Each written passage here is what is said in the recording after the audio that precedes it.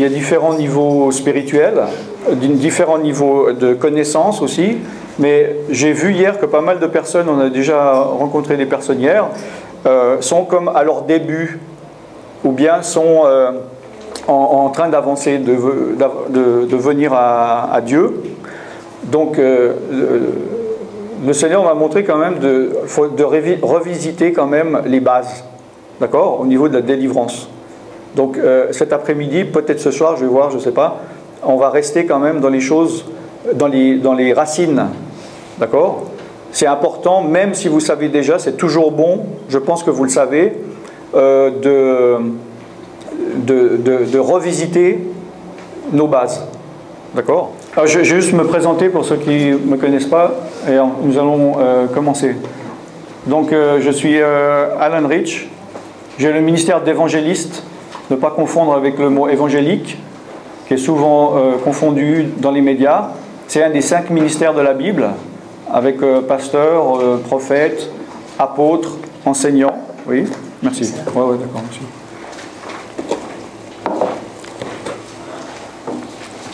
Et comme je suis responsable d'un ministère, le Alan Rich Ministries en Inde, et nous avons 500 pasteurs pour à peu près 550 églises pour 40 000 membres. Et comme je m'occupe de pasteur et seulement le terme pasteur est connu dans le monde et reconnu, donc on m'a donné le titre honorifique de pasteur en Inde, parce qu'en fait il y a des endroits où il y a seulement les médecins et les pasteurs qui peuvent aller. Et si on dit qu'on est évangéliste ou prophète, ils ne connaissent pas. Voilà. Donc j'explique au niveau administratif, d'accord. Et donc je suis missionnaire, c'est pour ça que je parlais tout à l'heure des missions que je fais dans la mesure de mon possible, c'est-à-dire par rapport à mes limitations financières. Donc j'ai le ministère de Centre Partage, Centre international de délivrance et de guérison.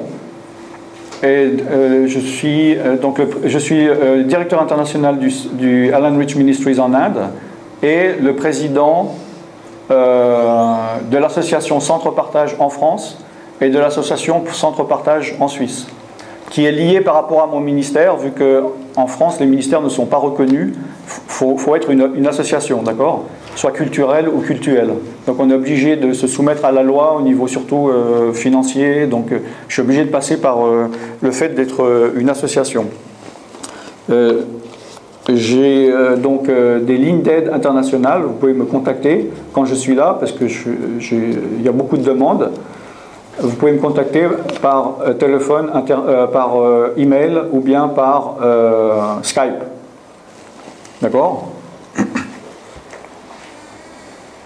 Je crois que j'ai rien oublié. Donc c'est un séminaire de délivrance. On va définir ce que c'est la délivrance. Comme je vous dis, je vais parler quand même de choses quand même basiques pour que chacun puisse comprendre. D'accord ? Vous savez, les choses les plus simples sont les plus importantes. Est-ce que vous êtes d'accord ? Jésus n'a jamais parlé d'une manière compliquée et il a dit les choses les plus profondes. Et que même un pêcheur de poissons, qui ne sait pas lire ni écrire, ils étaient capables de comprendre. Et s'ils ne comprenaient pas, c'était à cause de leur dureté de cœur, oui, et de leur incrédulité, non pas de leur capacité intellectuelle. Vous êtes d'accord ? Daniel, tu veux prier pour remettre la réunion entre les mains du Seigneur ?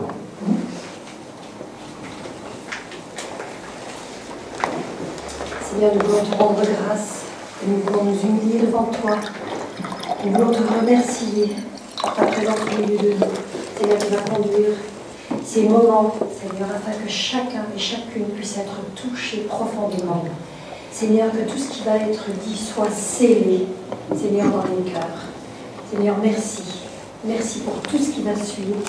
Et nous te disons gloire, honneur et louange à toi. Dans le nom de Jésus. Amen. Amen.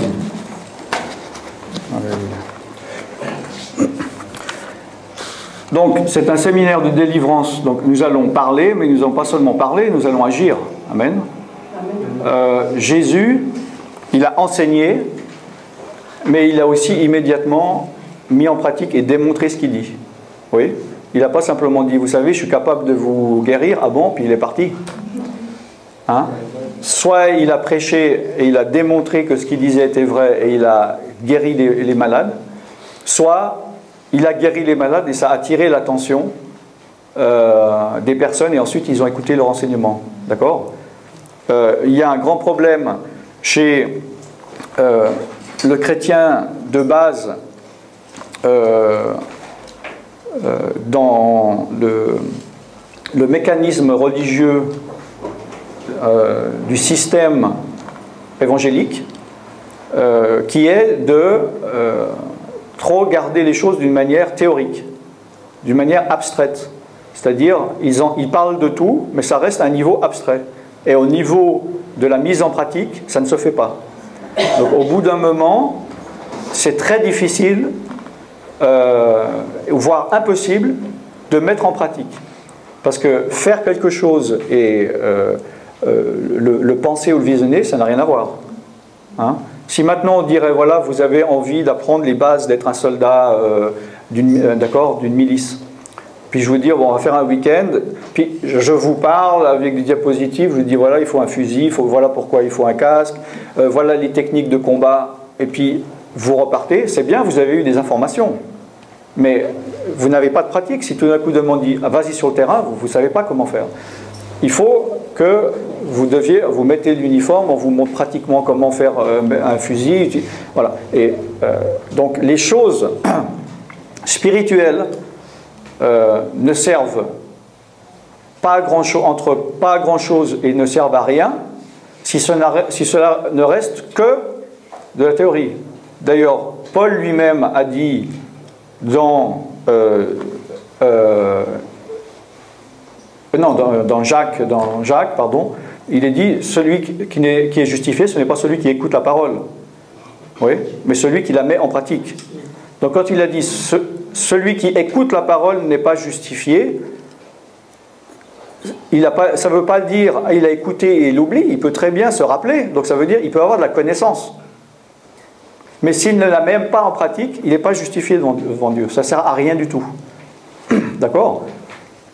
Et donc on peut se retrouver dans une situation, dans un état d'esprit où on a beaucoup de connaissances, mais on ne sait pas et on ne peut plus, on n'arrive plus, on ne sait pas, on n'a jamais fait, on ne sait pas mettre en pratique. Vaut mieux savoir peu et le mettre en pratique que savoir beaucoup et ne pas le mettre en pratique. D'accord ?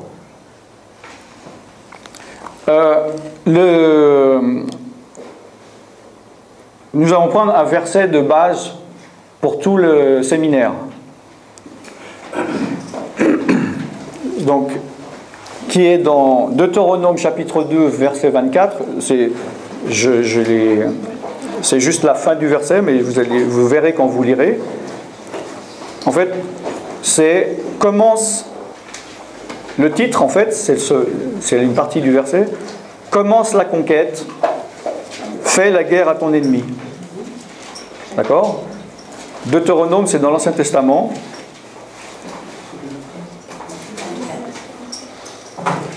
Chapitre 2, verset 24, la dernière phrase. Commence la conquête, fais la guerre à ton ennemi. D'accord ? Donc, parce que on voit déjà dans ce verset que il y a une conquête à faire.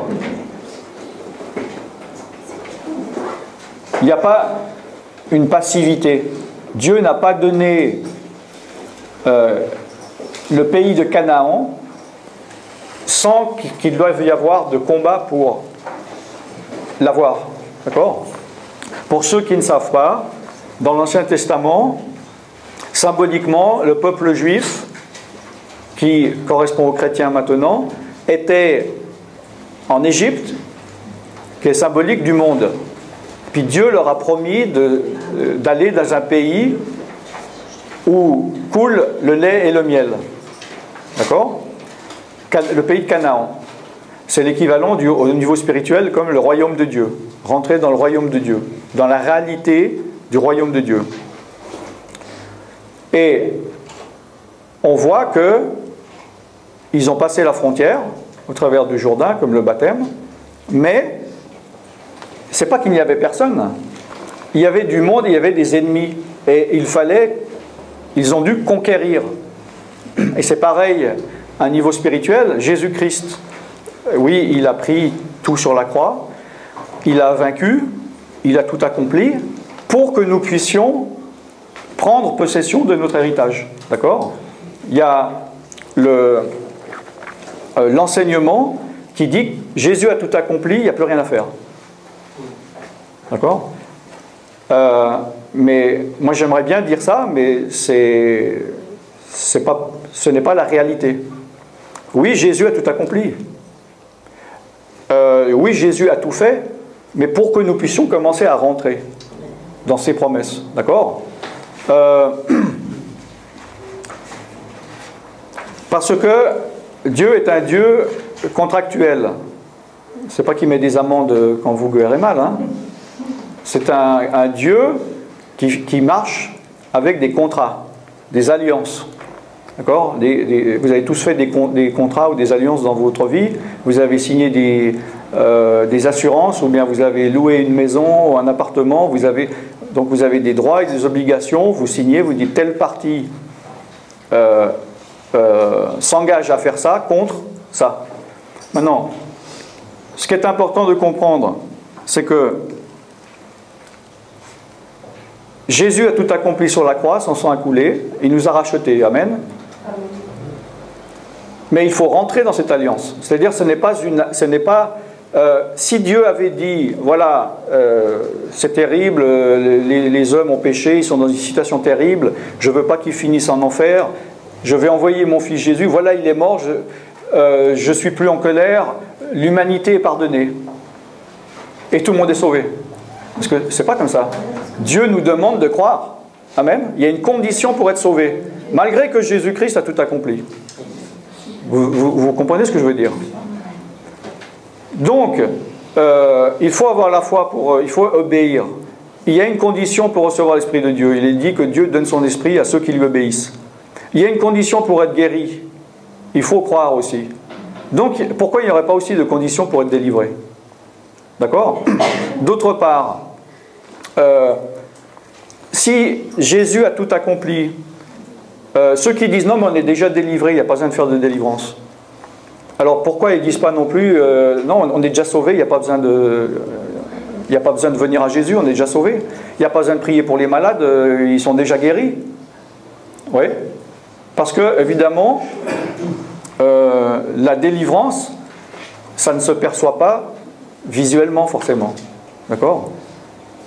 Mais la guérison, ça se voit si quelqu'un est malade. D'accord? Donc, Dieu est un Dieu d'alliance et nous avons des choses à faire. Ce n'est pas parce qu'un jour vous avez entendu parler de Jésus et que vous êtes venu à Jésus, vous avez dit oui Jésus, que à cette seconde-là, vous avez été guéri physiquement, peut-être vous avez encore eu des maladies, et c'est pas à ce moment-là que vous avez été délivré ou complètement délivré. D'accord? C'est le commencement d'un processus. Vous êtes arrivé à la frontière, vous êtes arrivé au bord du territoire. Et là, ce verset dit, commence la conquête. Donc il faut que tu prennes cet exemple de la Bible pour ce week-end, ce séminaire. Il faut que tu commences la conquête. C'est-à-dire, il faut que pour conquérir, il faut agir, il faut marcher, il faut se mettre en marche. Maintenant, comme je le dis, il y a souvent des problèmes avec les chrétiens qui n'ont pas l'habitude d'agir. Moi, j'ai fait les tests moi-même dans des églises. Je vais dire, je prends un exemple, mais par exemple que j'ai fait, je faisais un séminaire d'évangélisation. J'apprenais aux gens comment évangéliser. D'accord? Et je disais, alors vous êtes d'accord, les gens ont besoin de salut? Oui, oui, oui, oui, oui, bien sûr. Vous êtes d'accord qu'il faut aller dans la rue? Oui, oui, oui, oui. Si donc Dieu vous demande d'y aller, vous y allez? Oui, oui. J'ai dit, bon, allons-y maintenant, tout le monde. Non, non, non, non, non, non, non. D'accord? C'est la différence, c'est ça le problème, le gap, le fossé entre les choses avec lesquelles on est complètement d'accord et les choses qu'on n'est pas d'accord. Et on est dans une confusion complète. Quand je vais dans des églises et que j'entends chanter oui, Jésus, tu es venu pour me délivrer, je suis d'accord d'être délivré, puis après on leur demande, tu es d'accord pour la délivrance? Non, non, non, non, c'est diabolique. Il y a une incohérence par rapport à ce qu'on pense croire, ou ce qu'on déclare, et ce qu'on croit vraiment, ce qu'on est prêt à faire. Et ça, c'est une confusion spirituelle. Il y a beaucoup de chrétiens, ils ont une incohérence logique spirituelle, parce que le monde spirituel, c'est pas parce qu'on ne le voit pas que c'est pas logique. Vous comprenez ce que je veux dire? Il y a des lois, c'est précis, c'est clair. Les choses que nous voyons visuellement et les lois que nous connaissons dans cet univers ne sont que le côté visible de l'iceberg, de la nature de Dieu. Et dans le domaine spirituel, il y a des lois établies, dont Dieu lui-même respecte ces lois. Lui-même est soumis à ces lois. Quelqu'un m'a dit la semaine passée, pourquoi il y a besoin de Jésus? Puisque Dieu est Dieu, il fait ce qu'il veut, il n'a qu'à pardonner. Donc ton Jésus, il est bidon, pourquoi il est mort? Ça ne sert à rien.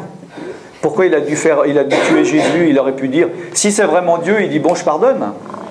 Pourquoi il n'a pas pu? Pourquoi il ne l'a pas fait? Il aurait pu le faire, c'est vrai, il est Dieu, qui c'est qui va lui dire non? Qui c'est qui va s'opposer à Dieu? Qui était son conseiller?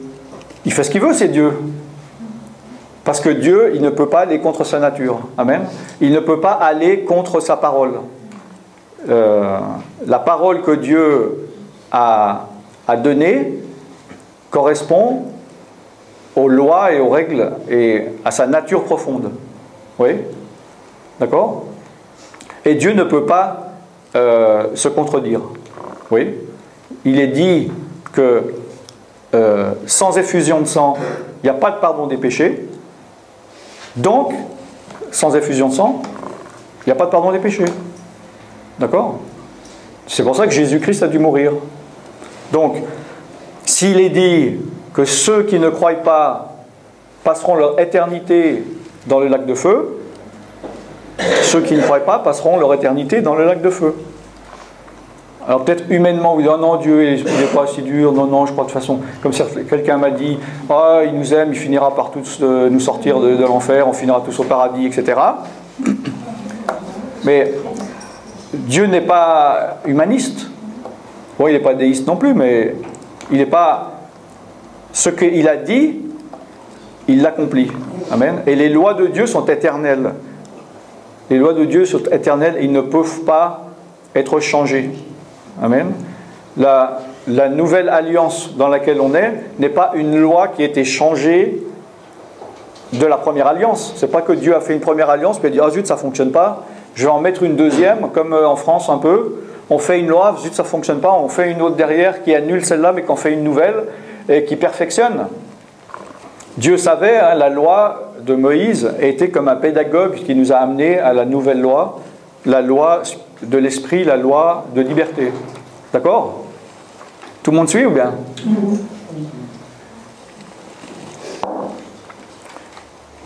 Donc il est dit dans Deutéronome 2,24, commence la conquête.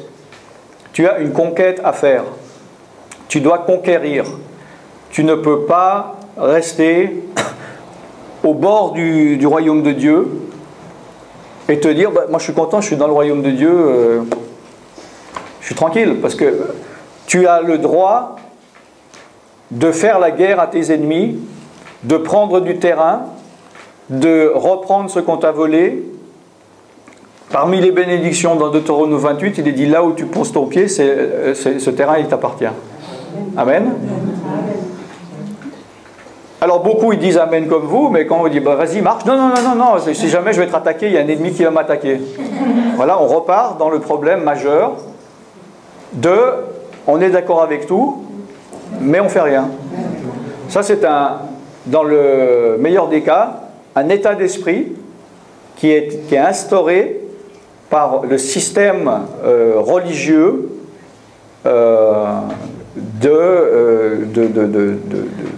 du système évangélique ou d'un certain système. Tout le monde n'est pas dedans. Je n'attaque pas tout le système parce que tout le monde n'est pas comme ça. Mais il y a beaucoup de gens qui sont comme ça, on est d'accord. Il ne faut pas jeter tout le monde dans un système qui fonctionne mal, on est d'accord. Enfin, moi je suis d'accord avec moi en tout cas. Là, il n'y a personne qui dit Amen, donc je dis il n'y a personne qui est d'accord avec moi. Amen. Ah ouais, vous avez le droit de ne pas être d'accord. Hein. Vous avez le droit de ne pas être d'accord. Donc commence la conquête. Fais la guerre à ton ennemi. C'est-à-dire, fais la guerre, ça veut dire qu'il y a une guerre. Nous sommes en guerre. Maintenant, si tu fais partie d'un mouvement, d'une église religieuse, avec un esprit de religiosité, ils vont te dire non, non, non, mais il n'y a plus de guerre, Jésus il a vaincu la guerre, il a gagné, voilà, tout va bien, dis Alléluia Jésus, voilà, ça n'existe pas la guerre. Donc moi j'aimerais bien, mais ce n'est pas la réalité. Maintenant, on sait, pour ceux qui sont ici dans cette salle française, qu'il y a des gens pendant la guerre, ou même les deux dernières guerres, ils ont vécu comme s'il n'y avait pas la guerre. Ils ont même été des collaborateurs. Oui, ils ont collaboré avec l'ennemi pour être en paix. Il y a des chrétiens qui collaborent avec l'ennemi. C'est tous ces pasteurs qui vont dire « T'occupe pas de l'ennemi, il ne s'occupera pas de lui ». Alors lui, il a raison. Ça, c'est une vérité. Si tu ne veux pas de problème avec l'ennemi, ne t'occupe pas de l'ennemi, il ne s'occupera pas de toi. Si tu n'es pas un danger pour lui, il va te laisser tranquille. Enfin, il va te laisser tranquille dans tes chaînes. Parce que tu ne peux pas être libre en faisant des concessions ou un accord avec le diable. Tu es enchaîné, mais tu te dis, ouais, si j'essaie de me déchaîner, c'est pire, donc autant, voilà. D'accord ? Autant rester comme ça. Mais il y a une guerre. Et l'attaquant est hargneux. Les Allemands, ils étaient plus hargneux que les Français. Puisqu'on était, on était étonnés, on était en défense. Et s'il y a des ennemis qui attaquent, je ne peux pas faire comme si je n'avais pas d'ennemis qui attaquent.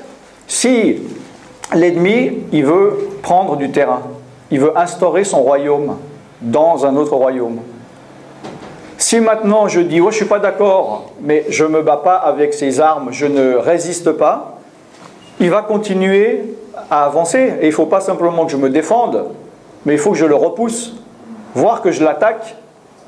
D'accord ? Donc, il y a une guerre, et il y a différentes formes de bataille. Il y a la défense et il y a l'attaque. Donc, il y a des chrétiens un peu qui commencent en général, qui se mettent à la défense, mais surtout pas à l'attaque. Genre, déjà, j'arrive à me défendre un peu, je suis content, je ne vais quand même pas aller attaquer l'ennemi. Pourtant, là, il est dit dans Deutéronome 2, 24, « Fais la guerre à ton ennemi ». C'est biblique ou c'est pas biblique? Vous avez lu dans votre Bible là, ce que j'ai dit? Bon. D'accord? Donc, là, il est dit que nous avons un ennemi, nous avons des ennemis. C'est le diable et tout son gang, tous ses démons. Ils vous haïssent et ils veulent vous détruire. Ce n'est pas une petite guerre, ce n'est pas une guerre économique pour gagner 3,50 €. C'est une guerre dont l'enjeu est ton âme. Le diable a tout fait pour que tu ne sois pas sauvé. Et quand il n'a pas réussi ça, il va tout faire pour que tu ne sois pas guéri et délivré. Et il va tout faire pour que tu ne mettes pas la parole de Dieu en pratique. Parce que si tu mets la parole de Dieu en pratique et que tu mets l'armure, il sait que tu seras plus fort que lui. Donc il va tout faire pour t'empêcher de rentrer dans la guerre. Si tu ne fais pas la guerre, tu es vaincu. Si tu fais la guerre, tu es vainqueur. Ça, c'est une belle phrase. Hein. Faudra la mettre. D'accord? C'est important. Alors toi, peut-être tu ne le sais pas, mais le diable, il le sait. Parce qu'il est dit que le diable, il rôde comme un lion rugissant, cherchant qui il dévorera, ou on pourrait dire qu'il se laissera dévorer. Résistez-lui, et il fuira.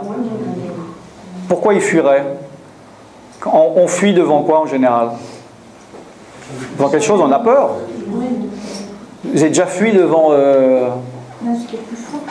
Bon, oui, devant une araignée, vous allez me dire, les filles, ils courent derrière. Mais vous pensez qu'elle est plus grande que vous.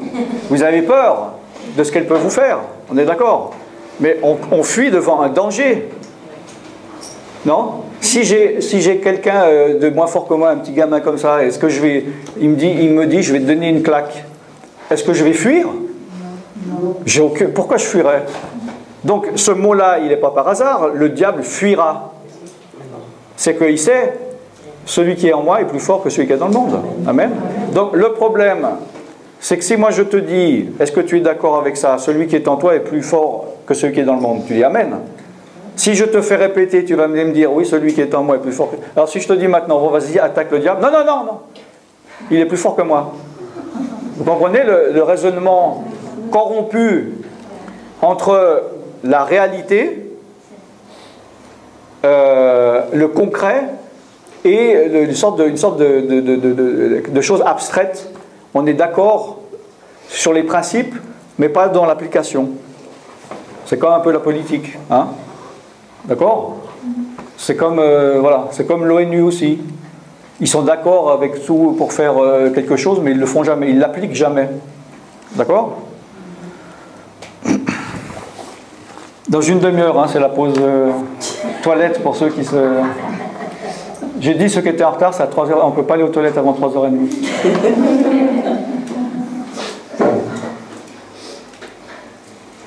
Donc, Jésus-Christ est venu d'abord pour sauver. L'important, il faut sauver ton âme. À quoi ça sert d'être guéri et d'être délivré si c'est pour passer ton éternité à griller en enfer? Il faut d'abord être sauvé. Amen. Mais avec le salut, c'est tout un pack. Hein? C'est comme maintenant on fait de plus en plus, on achète quelque chose, puis on a tout pour le même prix. Il y a ça, il y a ça, d'accord, il y a tout, tout est inclus.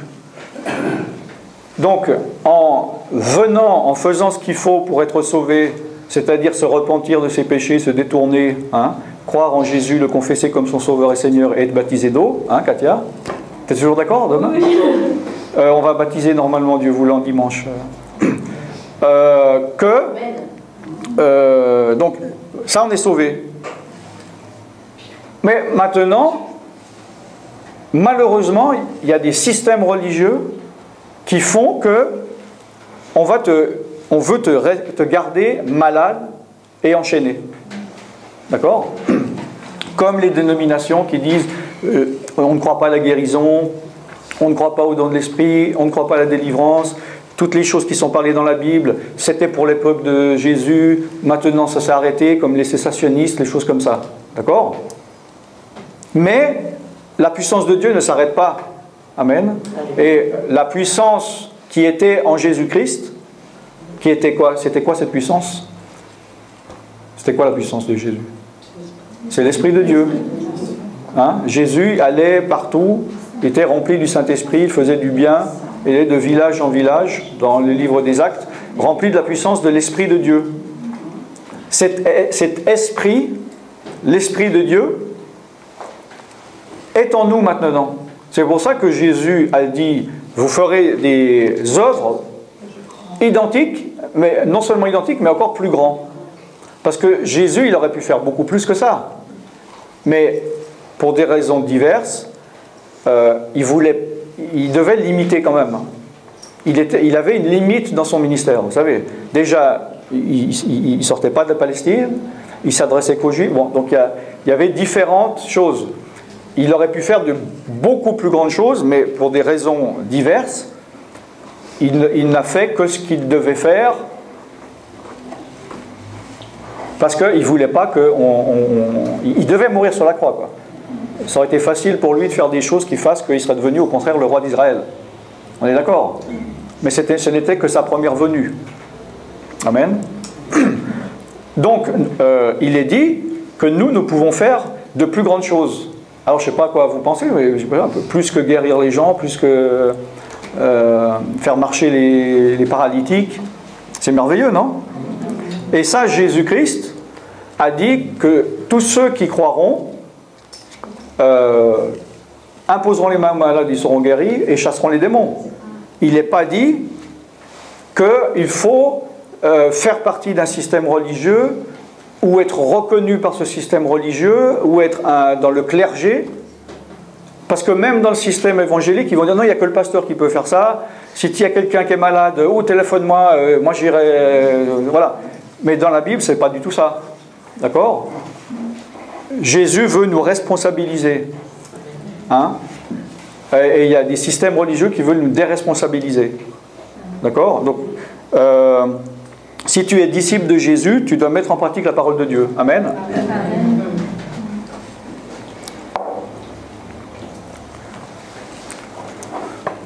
Est-ce que par rapport à ce que je viens de dire jusqu'à maintenant, il y a des questions?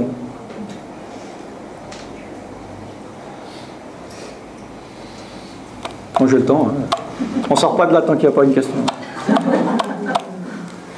Mais moi j'ai quelqu'un qui a dit que il y a une personne, si elle ne veut pas se faire délivrer, comment je peux expliquer ça? Il pose la question, voilà, moi je lui pose la question, il y a quelqu'un qui veut se délivrer. Et ben, il n'y a rien parce qu'il dit que si en Christ, il n'y a pas Satan qui peut l'embêter. Bah ouais, c'est ce que je disais tout à l'heure. Voilà. Bah ouais. Ça m'a choqué parce que je me suis dit, il y a quelqu'un dans ma famille qui a besoin de délivrance, mais il ne le fait pas. Bah voilà. Il y a tout été accompli, il y a eu il s'est suicidé, mais il m'a dit, c'est rien, le Seigneur il a gardé. Ouais. Bah c'est ça le problème. Je suis spirituel avec lui parce que monsieur a ça dans son cœur et moi j'ai tout en moi. Mais si mon mari ne veut pas se faire délivrer, comment on fait? S'il veut pas... Parce qu'il est baptisé, ça fait 20 ans qu'il est converti quand même, et moi il y a du combat avec lui, parce qu'il lit pas sa Bible, on prie pas ensemble, il y a des choses qui fait que, c'est comme si que l'ennemi en lui, il persécute. Pour les choses que je fais avec Dieu, ça lui gêne tout lui gêne. S'il ne veut pas être délivré, on ne peut pas le forcer à être délivré. Même Dieu va respecter ses choix. Voilà. Maintenant, c'est vrai que Jésus il a dit, ceux qui n'assemblent pas avec moi dispersent. Et que les désirs de la chair sont opposés à ceux de l'esprit. Donc à partir du moment où, là où vous êtes, dans votre travail ou dans votre famille, que ce soit vos enfants, vos parents, votre conjoint, il ne marche pas par l'esprit, il marche par la chair. Et s'il marche par la chair, il marche d'une manière opposée. Et ils vont s'opposer à tout ce que l'esprit veut faire. Donc c'est un combat que vous êtes obligé d'accepter. La Bible dit, mieux vaut souffrir si telle est la volonté de Dieu, en faisant la volonté de Dieu, qu'en désobéissant.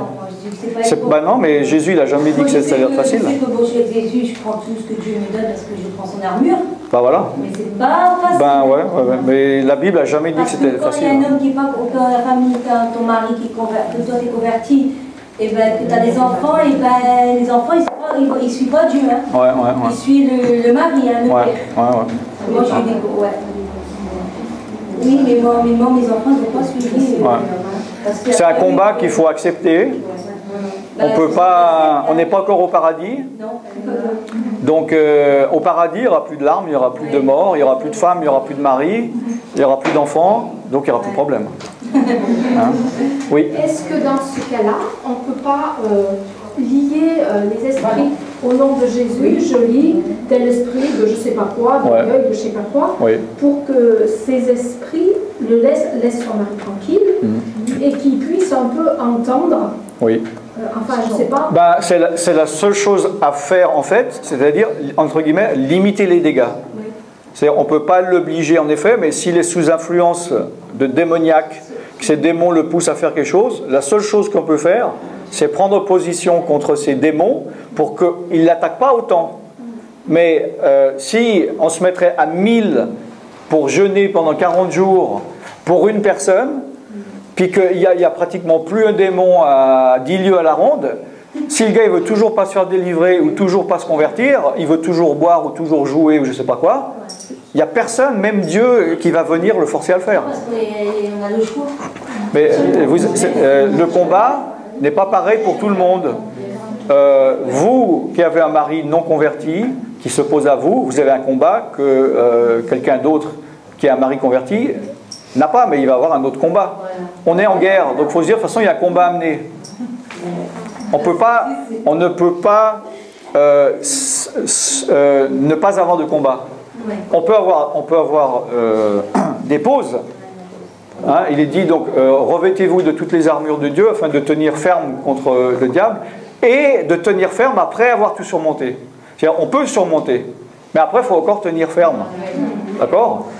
Et donc, bon, il y a des pauses, mais on ne peut pas dire, bon, maintenant j'ai combattu, ça fait 2 ans, j'ai eu la victoire, maintenant c'est fini, j'aurai plus jamais de combat dans ma vie. C'est pas possible. Le diable, il rôde. Quand il fuit, il revient pas en courant, il revient tout doucement, derrière caché, et puis il s'approche, et il rôde. Ça répond à la question ?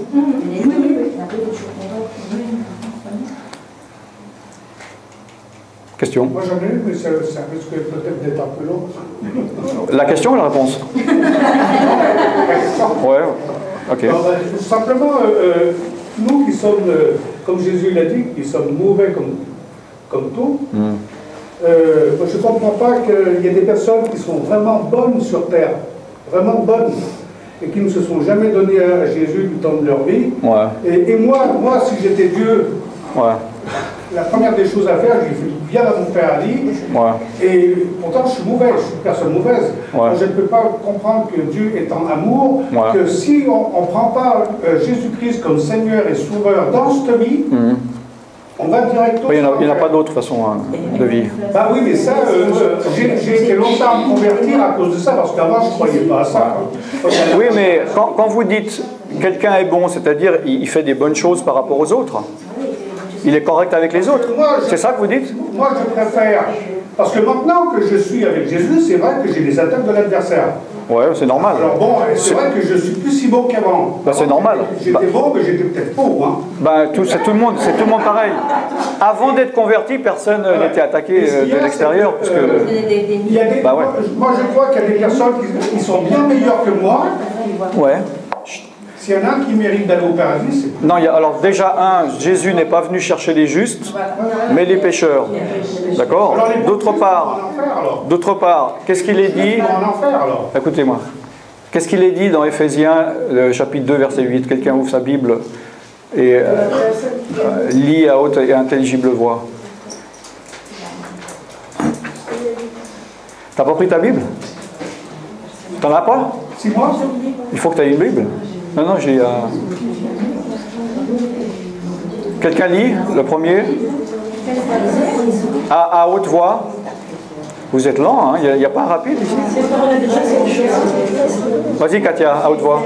Allez, c'est par la grâce que vous êtes sauvés, par le moyen de la foi. Et cela ne vient pas de vous, c'est le don. Oui, alors, autrement dit, si on n'est pas choisi par Dieu... Alors, attendez, quand on dit quelqu'un qui est bon selon les hommes, c'est comme la justice humaine. Mais la Bible dit que la justice humaine, c'est comme un vêtement sale pour Dieu.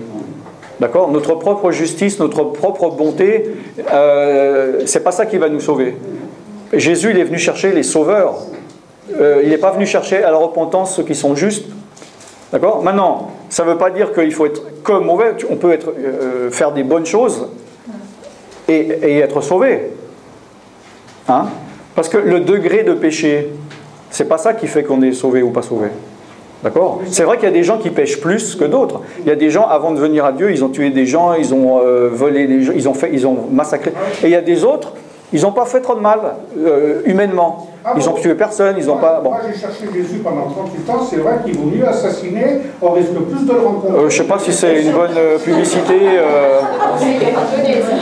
Il faut mettre ça devant l'église. Parce que moi, j'ai cherché toute ma vie et je n'ai pas trouvé. Oui, mais vous l'avez trouvé comment, alors ? Comment vous l'avez trouvé ?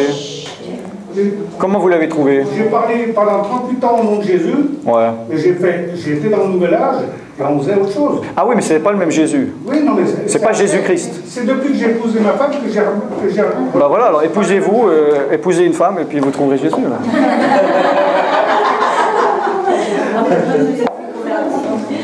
Au fait, il y a deux Katia. Hein. Il y a deux Katia. Hein. Il y a une en noir et une en blanche. Et c'est pour ça que c'est pas le Seigneur des méchants. Pardon? Celui qui n'accepte pas le Seigneur est appelé le méchant. Oui. Alors, donc, s'il est méchant selon Dieu, il ne peut pas tomber. Oui. Non, justement, mais il voulait dire bon par rapport aux hommes, mais par rapport à Dieu, on a tous son péché, sont privés de la gloire de Dieu. Nul ne recherche Dieu. Tous suivent son propre penchant. Nous étions tous comme des brebis égarées, nous cherchons nos propres voies. Le cœur est mauvais par-dessus tout. Moi, j'étais sur le lit de mort de ma mère, elle était dans le coma. Ouais. Et moi, ma mère, je n'arrêtais pas de lui dire, tu restes avec moi, tu t'en vas pas, on va aller se promener ici, je t'emmène dans ma voiture, on ira se promener et tout. Ouais. Et d'un seul coup, ma première femme, qui elle était à une dizaine de kilomètres, qu'est-ce qu'elle voit arriver? Pourtant, elle n'était pas spirituelle, elle ne croit en rien. Elle voit ma grand-mère, qui était décédée depuis longtemps, jolie comme tout, rayonnante et tout. Elle a dit, va vite dire à Roland qu'il laisse mourir sa mère en paix. Aussitôt, mon ex-femme, elle est venue à l'hôpital, elle savait que j'étais là-bas, elle est venue en pleurant, elle me dit, Roland, je viens de voir ta grand-mère, elle vient de me dire, laisse mourir ta mère en paix. Ouais. Donc, quand j'ai pas cherché à comprendre, j'ai compris que c'était la vérité. Ouais. Donc, je suis parti, et c'était l'heure que je prenne mon travail. Ouais. J'étais à mon travail, j'avais pris soin de donner mon numéro de téléphone à l'infirmière. Une heure après, je reçois un coup de téléphone comme quoi que ma mère devait décéder. Ouais. Mais moi, ce que je peux vous dire, c'est que ma grand-mère, elle n'a jamais pris Jésus-Christ comme Seigneur et Sauveur dans sa vie. Ouais. Et pourtant, elle est dans la lumière, elle n'est pas avec les monstres bah ça, on verra au jour du jugement. Voilà.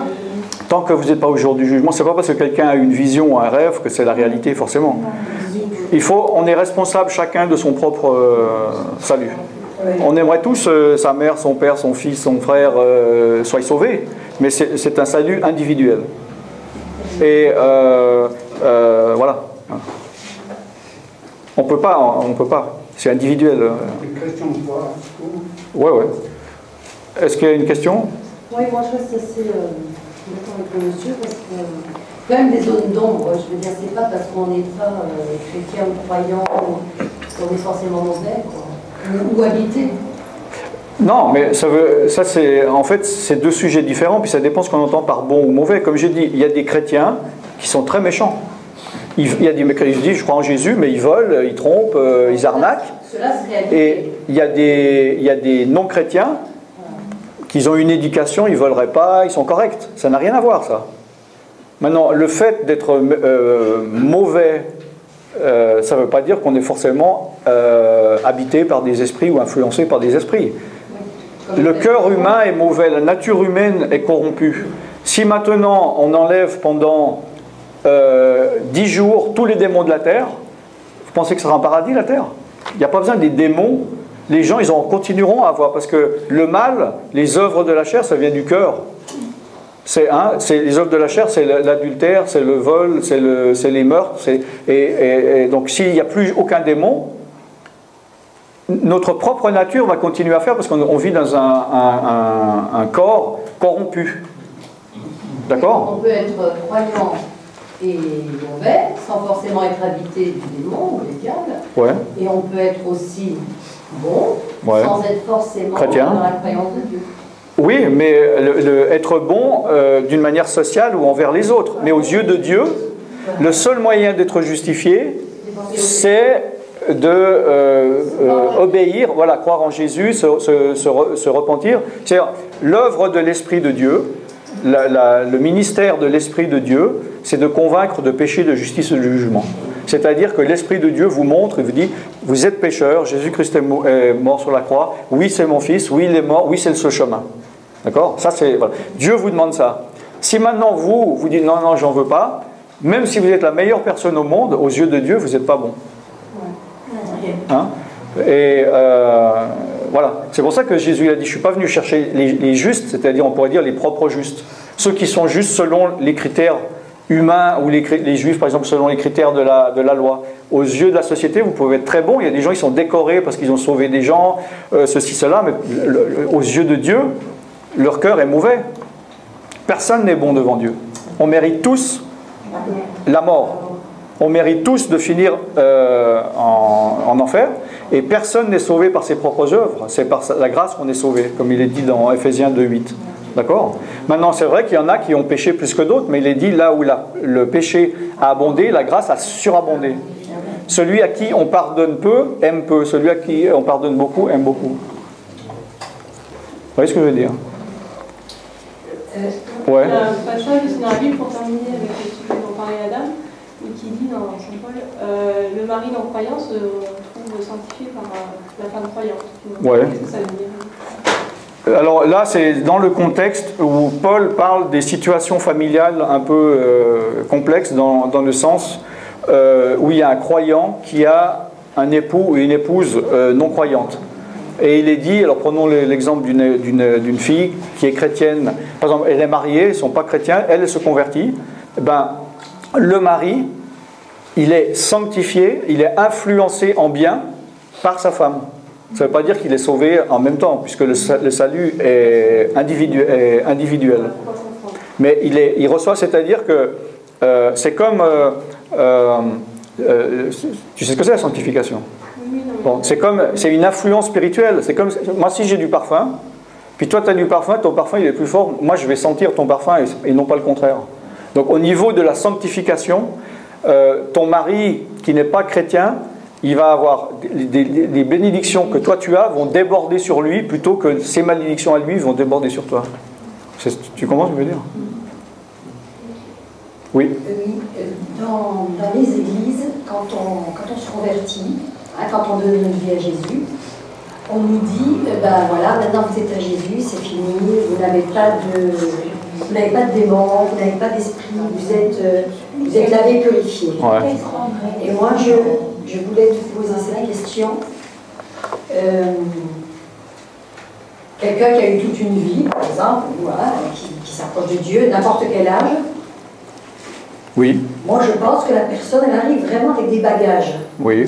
Et avec même des grosses valises. Oui.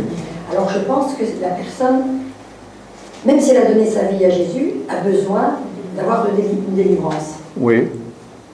Il y a une question là? Oui. C'est quoi la question? Est-ce que vraiment, c'est vrai que les personnes qui arrivent comme ça sont chargées et vraiment ont besoin, et que c'est une fausse doctrine de dire aux gens qu'ils n'ont besoin de rien du tout?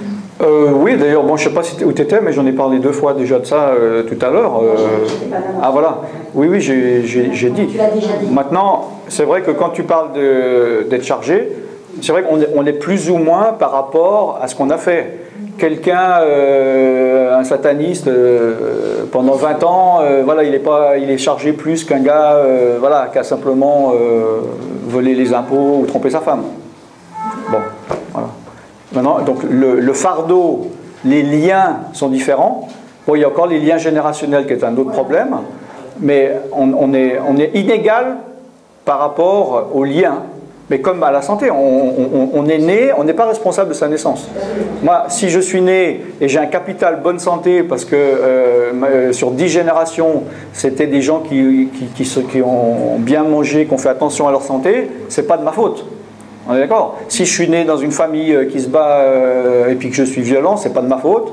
Bon, spirituellement, physiquement et psychiquement, voilà, on est né d'une manière inégale.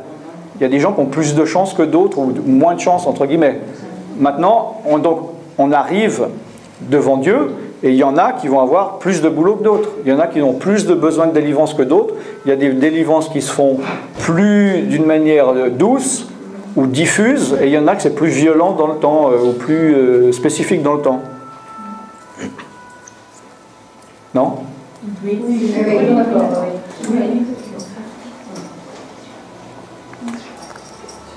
Il y a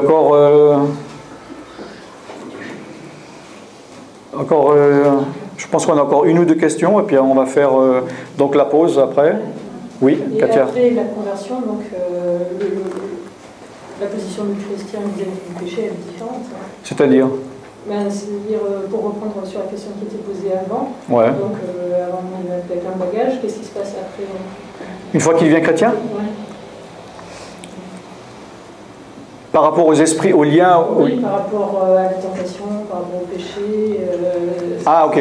Bon, ce qu'il y a, c'est qu'avant d'être chrétien et d'avoir l'Esprit de Dieu, parce qu'il y aura des tentations. Voilà.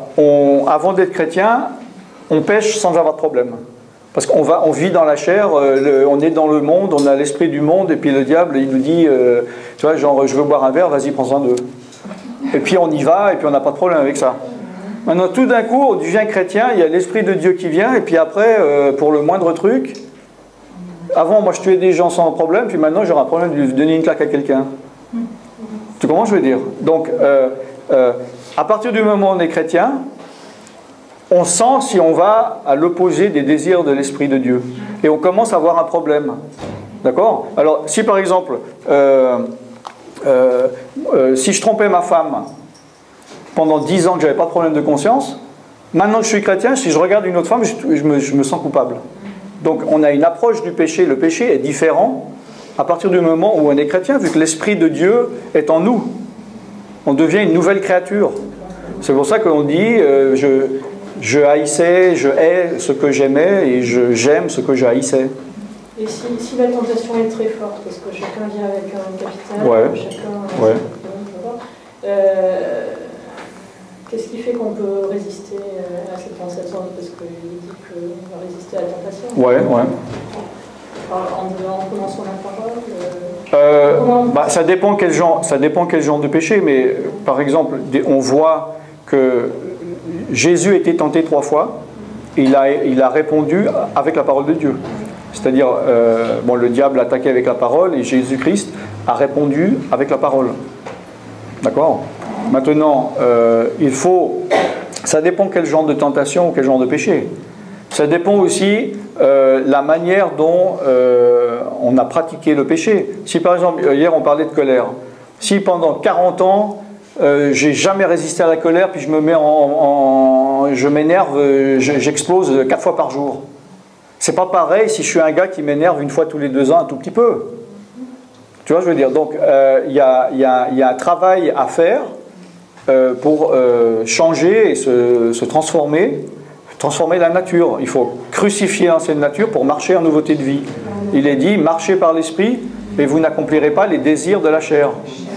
Tu vois ce que je veux dire? Donc normalement, plus on crucifie la chair, moins la chair est forte, donc moins la tentation de la colère est grande. Si avant je n'arrivais pas à résister à la colère, maintenant j'ai beaucoup plus de force pour résister à la colère, parce aussi que la colère elle-même est beaucoup plus faible. Après, c'est qu'une question de choix. Il y a des choses que c'est très difficile de surmonter. Par exemple, tu parlais de colère, tu dis après, zut, j'aurais... Bon.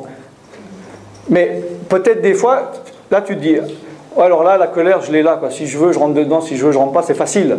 Donc ça dépend. Des fois, c'est facile, des fois, c'est plus difficile, mais il faut mener le combat. Et si tu mènes le combat, tu es victorieux. Mais il y a des combats qu'il faut combattre des jours, des semaines, des mois, des années pour arriver à surmonter, à tenir bon après avoir tout surmonté. Ça répond, non? Oui.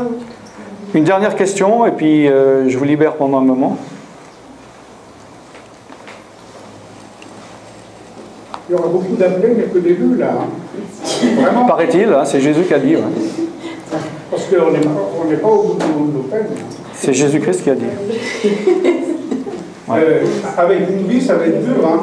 Ben, on n'en a qu'une. Vous pensez que vous en avez plusieurs? Avec une vie, ça sera dur, parce que pour devenir parfait avant de mourir... Ben, on ne peut pas devenir parfait. Il faut tendre à la perfection. Mais on ne peut pas être parfait ici-bas. Hein, il faut tendre à la perfection. Si on écoute la parole, si on fait pas si on met pas en application la parole, ouais. Apparemment on n'est même pas sauvé. Hein. Ou alors, il y a plusieurs maisons. Montrez-moi le verset. Il y a plusieurs maisons dans la maison de mon père, et j'espère heureusement qu'il y a ça. Oui, mais c'est pas mis dans la Bible ce que vous venez de dire juste avant là. Il ne faut pas faire les amalgames. Hein. Vous savez, des fois, dans la parole, c'est marqué, si vous reconnaissez Jésus-Christ comme Seigneur, comme Fils de Dieu, vous êtes passé de la vie à la mort. Ouais. D'accord? Mais par contre, quand on lit complètement la Bible, on s'aperçoit qu'on est loin d'arriver au paradis. Hein, c'est-à-dire? Il faut en faire des trucs. Hein. Quoi, par exemple? Dites-moi. Là, il faut déjà attaquer le démon. Où c'est que vous avez vu qu'il faut attaquer un démon pour rentrer au paradis? Vous pouvez me dire le verset, là? Mais moi, je viens, c'est pour me délivrer, avec tout ce que j'ai ramassé pendant ma vie. Hein. Ouais, d'accord. Ok. Alors donc, là, je suis mal barré, là. Hein. Non, non. Non, non. Non, non.